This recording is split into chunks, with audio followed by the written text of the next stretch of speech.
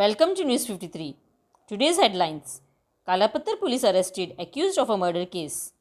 Accused persons: Muhammad Arbaz Khan, son of Muhammad Hamid Khan. Muhammad Hamid Khan at Ahmad Khan, son of Muhammad Inayat Khan.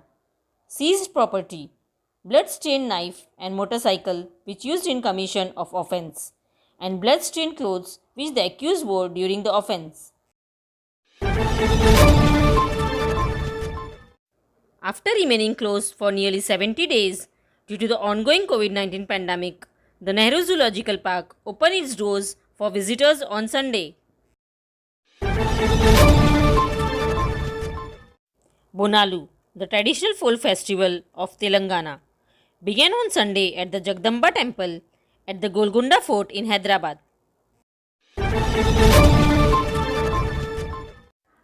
Telangana State President BJP Bandi Sanjay birthday celebration held at State Office Nampalli.